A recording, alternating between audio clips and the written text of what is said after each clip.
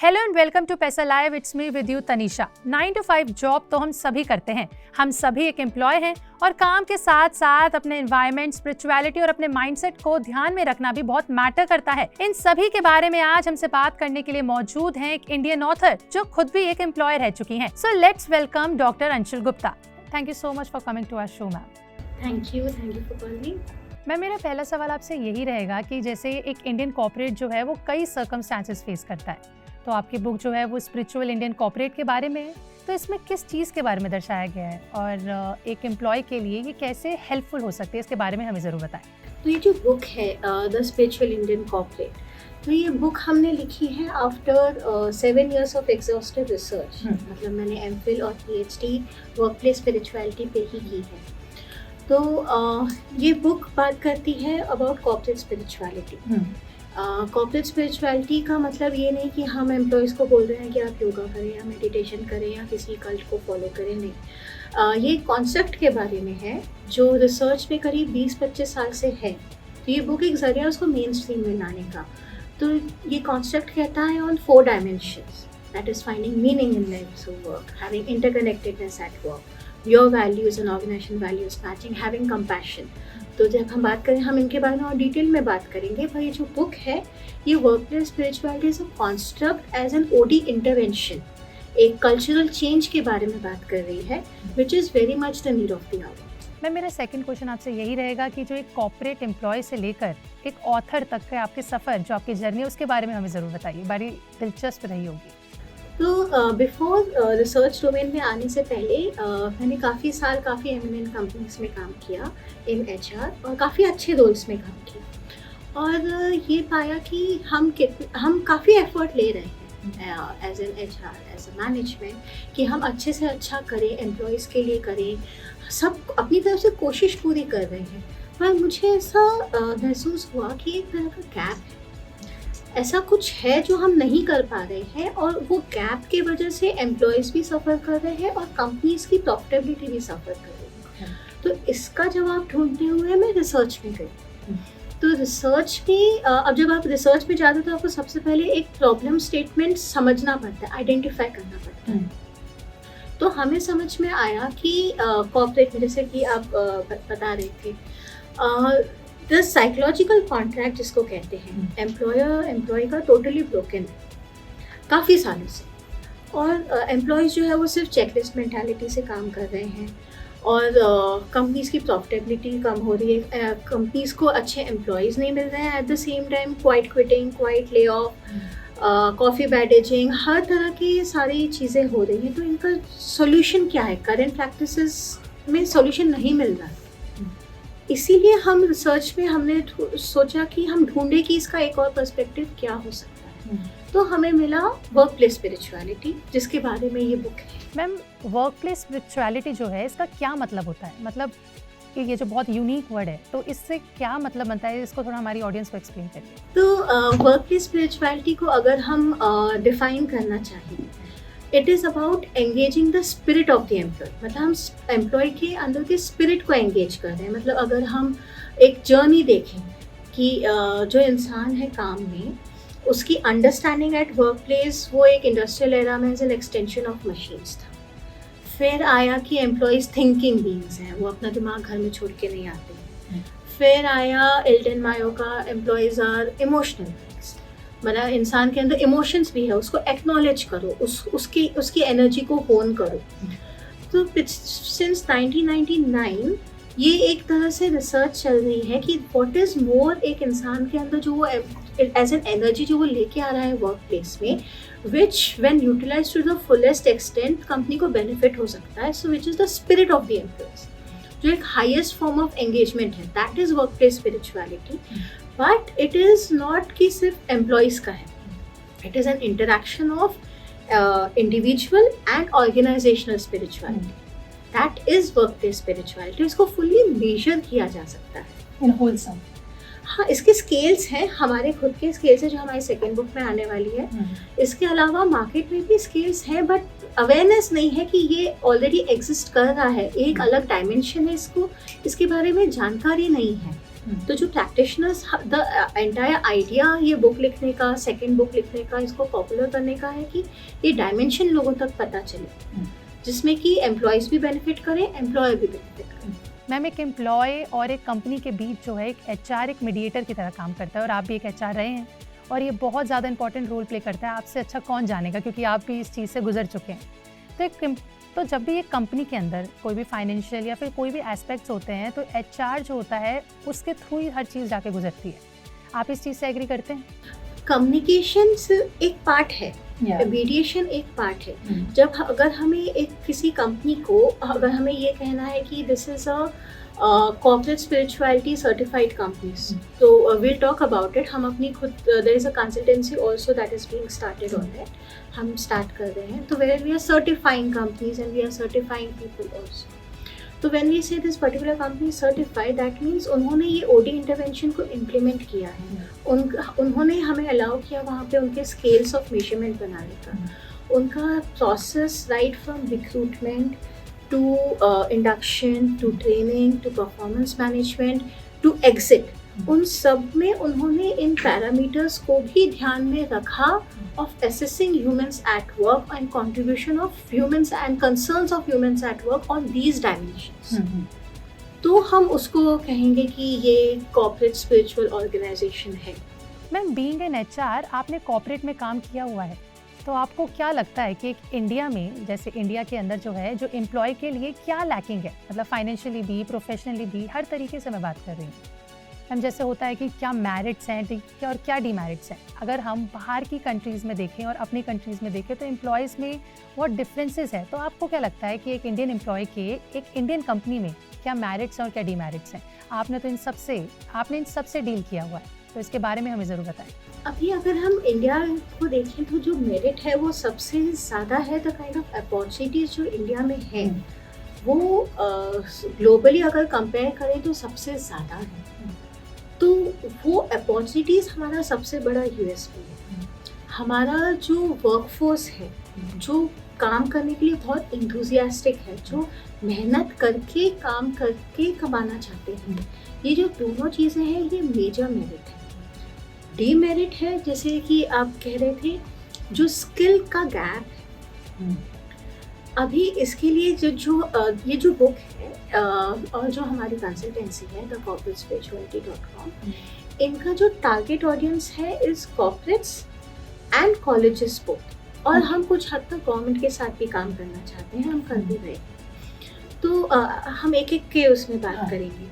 तो उसमें जैसे जो हमारे स्किल गैप का प्रॉब्लम है, या जो हमारा एथिक्स और वैल्यूज़ हैं, तो अगर हम सही वैल्यू फ्रेमवर्क कॉलेजेस में ही दें, जैसे कॉर्पोरेट स्पिरिचुअलिटी, अगर ये कॉलेजेस का ही एक मॉड्यूल बने स्टूडेंट्स के लिए, तो वो सही वैल्यूज़ के साथ कॉर्पोरेट में घुसेंगे, तो वो वैसे ही वहाँ पर अच्छा हो गया। और जो हम अच्छा करने की और बात कर रहे हैं, दूसरा जो कॉर्पोरेट्स हैं, अगर वो इस सिस्टम को समझें, इस नए डायमेंशन को समझें, तो उनका जो कल्चर है उसमें जो पॉजिटिव जिसको बोलेंगे रीइंफोर्समेंट होगा, उससे जो यूनिकनेस ऑफ द पीपल है, जैसे आप यूनिक हैं, सो यूनिक है, और तो जो यूनिकनेस इंसान का टैप होता है, अभी हम AI जॉब्स ले रहे कहते हैं वगैरह वगैरह,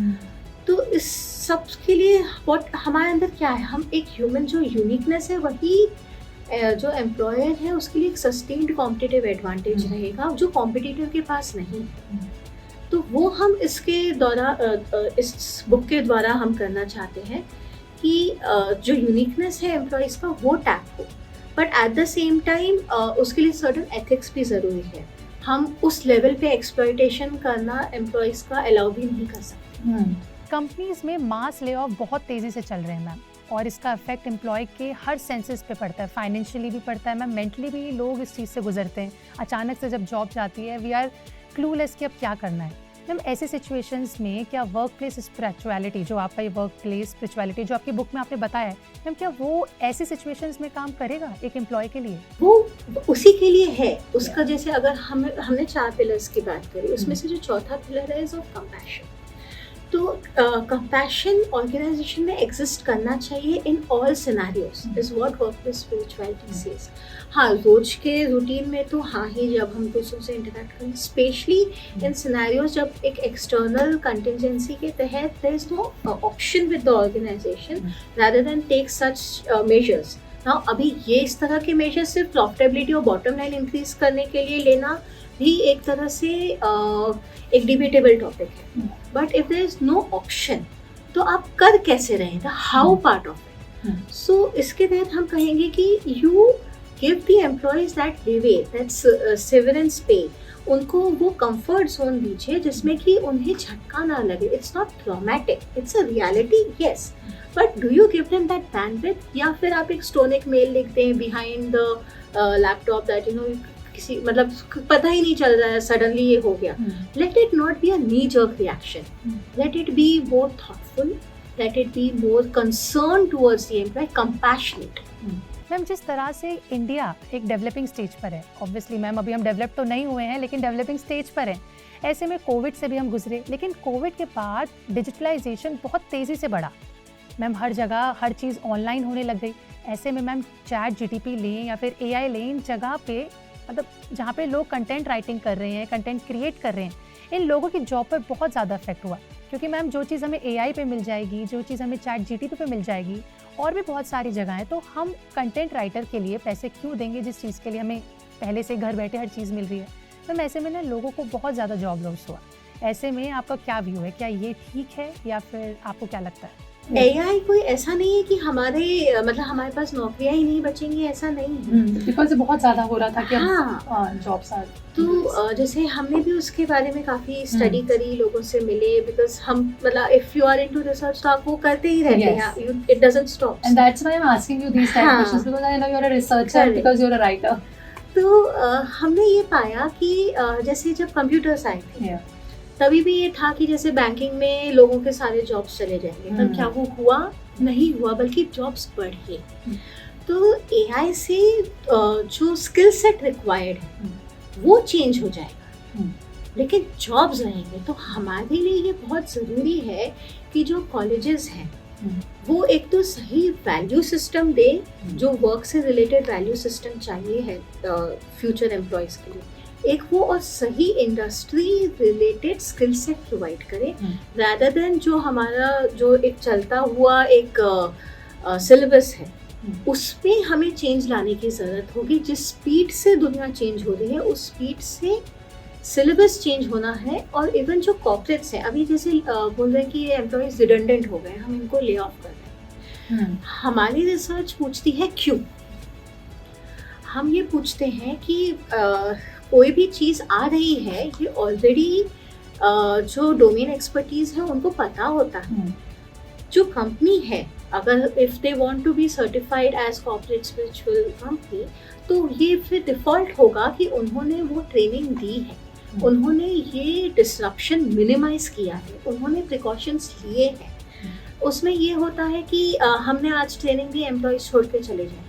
इसीलिए हम कह रहे हैं कि जब आप लोगों को रिक्रूट कर रहे हैं तब आप वो चीज़ एसेस कर रहे हैं कि क्या आपके वैल्यूज़ जिन पे आप काम कर रहे हैं, क्या वो और आने वाले एम्प्लॉयज़ के क्या मैच कर रहे हैं, तो आप ये सारे चैलेंजेस को ओवरकम कर सकते हैं। तो इसीलिए हम कह रहे हैं ये पैराडाइम शिफ्ट है।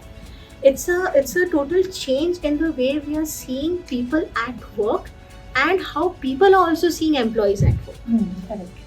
मैम जो आपकी फर्म है इसकी क्या यूएसपी है, इसके बारे में ज़रा बताइए। क्योंकि हर बंदा जब अपने कोई भी अपनी कंपनी शुरू करता है तो उनकी एक यूएसपी होती है कि हाँ मुझे ये करना है, ये मेरा यूनिक सेलिंग पॉइंट है। या आपकी फर्म क्यों अलग है? Why will people read your book rather than other authors' book? So the firm talks about spiritual HR. Okay. So going ahead, organization जो है वो टॉप लाइन और बॉटम लाइन दोनों के बारे में बात करती है। Bottom line is obviously the profitability, top line is how you are taking care of the people. So हमारी जो फर्म है वो कहती है कि spiritual HRM will be the next way of managing and assessing humans at work. उन parameters पे लोगों को असेस करना अब नीड ऑफ द आवर बन गया, ये हमारी रिसर्च कहती है। And there are it's not just me, अभी मेरा ये कंट्रीब्यूशन मेजर है कि मैंने बुक लिख के उसको एक मेन स्ट्रीम में लाने की कोशिश करी। बहुत सारे रिसर्चर्स इंडिया में हैं जिन्होंने मुझसे भी कई ज़्यादा साल लगाए हैं, मतलब अपनी ज़िंदगी इस पर रिसर्च करने में लगे। अगर आप सर्च करेंगे इनन्यूमरेबल रिसर्च पेपर्स हैं और ये एम्पेरिकली प्रूवन है। हमने तो एक ही स्केल बनाई है, there are many scales available, बस ये हुआ है कि ये रिसर्च में रह गया। तो हमारे फॉर्म का कंट्रीब्यूशन है कि समथिंग जो काफ़ी रिलेवेंट है और current need of the hour है, हम उसको main stream benefit to the organisation के लिए सामने लाते हैं। तो मैम आपका फ्यूचर प्लान क्या है अपने फॉर्म को लेके, इसके बारे में थोड़ा बताएं। देखिए, जब हमने चालू किया बहुत सिंपल था, जैसे हम भी कॉर्पोरेट एम्प्लॉई, हमने हाँ, तो जैसे हाँ जी बिल्कुल हम देखते हैं, ऑब्वियसली हम भी सोशल मीडिया पे रहते हैं। तो हमने जैसे रिसर्च के बाद भी कॉर्पोरेट में हम वापस गए थे, तो फिर पाया कि जो हमारी रिसर्च है वो हमारे बुक शेल्फ में क्या कर रही है। सिर्फ डिग्री लेके हमने इतने साल किया कि हम सिर्फ डिग्री एक फ्रेम करके, जब वो इतना रेलेवेंट हमारा काम है, तो इसीलिए हमने सोचा कि एक बुक लिखते हैं, कम से कम लोगों तक वो पर्सपेक्टिव पहुँचे। और जब हमने ये पर्सपेक्टिव आगे लोगों के रखा, तो काफ़ी जो एचआर के जो फेटर्निटी है इंडिया में, the whose and who of HR, उन्होंने पर्सनली इसको इंडोर्स किया। एंड इवन जो फोरम्स हैं, वेरियस फोरम, जब हमने उसमें पुट फोर्थ किया तो उन सब ने इसको एक्नॉलेज किया। तो हमें खुद को लगा कि इसको आगे ले जाने की और ज़रूरत है। तो ये जो बुक है ये करेंटली ये सिर्फ कंसेप्चुअल अंडरस्टैंडिंग है, क्योंकि हम तो सिर्फ कंसेप्ट लोगों तक पहुंचाना चाहते थे। फिर सवाल आने लगा कि इसको करना कैसे, तो करना कैसे है के लिए अभी सेकंड बुक आ रही है, जिसमें हम स्केल्स के बारे में बात करेंगे कि इसको मॉडल ऑफ इम्प्लीमेंटेशन, अगर किसी को इम्प्लीमेंट करना है तो कैसे करना है। जैसे वो ना एक तरह की बाइबल हो जाएगी, आप ये ले लो, कोई भी मतलब कोई भी एचआर में उसको पढ़ के, देख के, समझ के बिल्कुल अपने कंपनी में इम्प्लीमेंट कर सकते हैं। क्योंकि हम चैलेंजेस के बारे में भी कह रहे हैं, हम एथिक्स के बारे में भी कह रहे हैं, और हम एग्जांपल्स भी दे रहे हैं कि जो कंपनीज ने इसके आसपास काम किया, भले उनको पता नहीं है कि उन्होंने कॉर्पोरेट स्पिरिचुअलिटी इम्प्लीमेंट कर दी है, पर है कंपनीज जिन्होंने किया है इंडिया और ग्लोबली। तो हमारा और जो हमारी फर्म है वो कंसल्टेंसी और सर्टिफिकेशन करेगी इसके ऊपर। तो हाँ, तो गोल बस ये है कि ये चीज़ लोगों तक पहुँचे। मैम, आप एक ऑथर हैं, तो आपका फेवरेट ऑथर भी ज़रूर रहा होगा जिसको देख के आप इंस्पायर हुए, जिससे आपने अपने इतने लंबे समय के एचआर के करियर को छोड़कर लिखना शुरू किया। इसके पीछे के हमें वो जो मतलब जो भी वो ऑथर हैं जिनकी वजह से आपने शुरुआत की, उनके बारे में ज़रा थोड़ा बताएं। So there is one famous author, doctor Radhakrishna Pillai, yes, corporate Chanakya. So हाँ, मैं उनसे काफ़ी इंस्पायर्ड हूँ। उनसे मैंने काफ़ी बार इंटरेक्ट भी किया है, उन्होंने मेंटर भी किया कि इसको कैसे आगे ले जाया जा सकता है, एडवाइस भी। हाँ जी, उन्होंने एडवाइस भी दी है। तो वो एक है जिनसे उन्होंने भी उनके चाणक्य नीति पे उन्होंने भी स्टडी करी, उन्होंने भी डॉक्टरेट करी, और फिर उन्होंने बुक लिखी। उन्होंने तो काफ़ी सारी बुक्स लिखी और उनकी भी कंसल्टेंसी है। वो एक अलग दायरे में रहकर एक अलग तरह की सीख दे रहे हैं कॉर्पोरेट, तो उनसे इंस्पायर होके हमने भी करना चाहा। आपकी जर्नी काफ़ी स्ट्रगलिंग भरी रही है मैम, कहीं ना कहीं स्टार्टिंग में भी होता है कि जब भी कोई नई चीज़ शुरुआत करते हैं तो बहुत हसल होता है, बहुत स्ट्रगल होते हैं, बहुत चैलेंजेस आते हैं। अब जैसे आपने अपना पूरा करियर एचआर में दिया, अब अचानक से आप ऑथर बने, आपने लोगों के अंदर जो भी प्रॉब्लम्स थी उसको समझा, उसके बाद आपने उसको एक कागज़ में लिखने का प्लान किया कि चलो इसको थोड़ा कागज़ में लिखते हैं, इस बारे में सोचते हैं। लेकिन मैम उस बीच में, उस पूरे दौरान बहुत प्रॉब्लम्स क्रिएट हुई होंगी, और आप एक कॉर्पोरेट भी रहे हैं, तो आपको पता ही है कि किस किस चीज़ों से हम लोग गुजरते हैं, कहीं ना कहीं मेंटली, फिजिकली एंड इमोशनली और फाइनेंशियली तो मैम ज़रूर, क्योंकि हम काम इसलिए कर रहे हैं जो so that we can earn और कमा सकें और अपनी जितनी भी मतलब ड्रीम्स हैं उन्हें फुलफिल कर सकें। ऐसे में अपने सिक्योर जॉब को छोड़कर बुक लिखकर आगे बढ़ना, न्यू स्टार्टिंग करना, एक नया स्टार्टअप करना, हम ये भी बहुत बड़े स्ट्रगल की चीज़ है। तो आपके माइंड में उस समय क्या चल रहा था, हमारी ऑडियंस को ज़रूर बताएं। कि मतलब आसान तो होता है नहीं, तो हमारे जो जिसको बोलते हैं ना, हमारे एक्सपेक्टेशंस बहुत लो रहते हैं। जैसे मैंने कहा, जब मैंने बुक लिखी ऐसा कुछ बहुत विजन नहीं था कि इसको बेस्ट सेलर बनना है, जैसे बुक बेस्ट सेलर बनी है। तो हमारा सिर्फ ये था कि लोगों तक पहुँचे। अभी भी हमारा ये ऐसा नहीं कि हमारी फर्म बहुत बड़ी हो जाए या बेस्ट इन द कंट्री, ये सब हमारा गोल नहीं। हमारा गोल उतना ही है कि हम एक तरह का मॉडल प्रेजेंट कर पाए जो लोग कर सके उनके खुद के ऑर्गेनाइजेशन और एम्प्लॉयज़ के बेनिफिट के। हमारा उतना ही गोल है, तो उसमें हम ठीक हैं। तो मैम मेरा आज का ना आपसे आखिरी सवाल यही रहेगा कि ma'am do you think anyone who is working as an employ are happy with their jobs? Ma'am क्योंकि सबकी अपनी फाइनेंशियल नीड्स होती है, हम सब फाइनेंशियल नीड्स की वजह से भी काम कर रहे हैं, और मैम नीड्स और वांट्स में बहुत बड़ा डिफरेंस होता है। तो आपको क्या लगता है मैम कि इंडिया में या फिर वर्ल्ड वाइड भी मैं बात करूं तो क्या people are happy in their jobs? Are they working for only financial needs को पूरा करने के लिए या फिर देयर आर वांट्स ऑल्सो?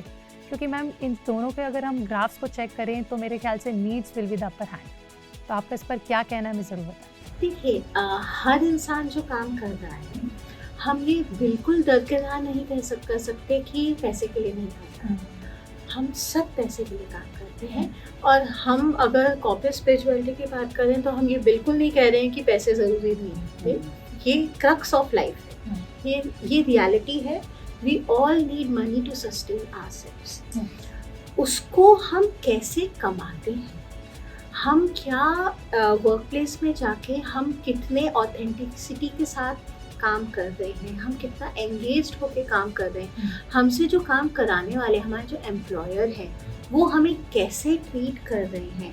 अगर वो इन प्रिंसिपल्स पे काम करें, जैसे फाइंडिंग मीनिंग इन लाइफ, तो अगर हायर करते समय ऐसे एम्प्लॉय को रखा जाए जो काम में उसी काम में अपनी लाइफ की मीनिंग ढूंढ रहे हो, क्यों खुश नहीं?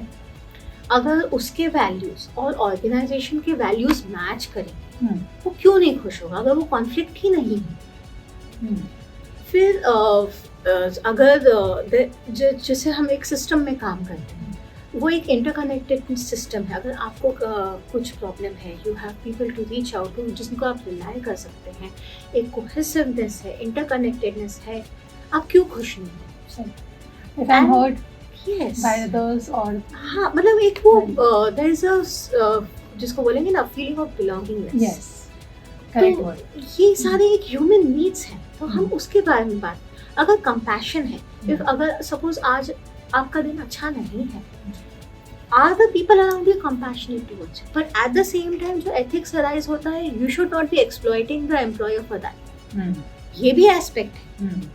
तो ये भी हम कह रहे हैं कि एथिक्स जब हम वर्कप्लेस स्पिरिचुअलिटी इन 4 डायमेंशंस पे इम्प्लीमेंट कर रहे हैं, ethics become very good. And last not the least ma'am, हमारा सेशन पूरा होने से पहले आई जस्ट वांट यू कि आप हमारी ऑडियंस को एक मैसेज दें और उन्हें बताएं कि अपनी बुक के बारे में या फिर जो भी आपको उनसे बताना है, with your 1 minute you can just express yourself. सिर्फ ये कहना चाहेंगे कि ये जो बुक है, जो आने वाली बुक है, इवन जो हमारी कंसल्टेंसी है द corporatespirituality.com, इस सब का मोटो सिर्फ ये है कि we have a better place to work, we have happier employees, and जो स्पिरिट ऑफ द एम्प्लॉयज़ है वो एक एंगेज हो, उससे कंपनीज को भी फ़ायदा हो, एम्प्लॉयज़ को भी फ़ायदा हो। और आगे जाके जब हम एसेस करें कि parameter of a successful company, of a successful business, of a successful career को एसेस करें, तो हम इस डायमेंशन को भी स्पिरिचुअल डायमेंशन को भी एसेस करें, because that is the crux of being humans at work.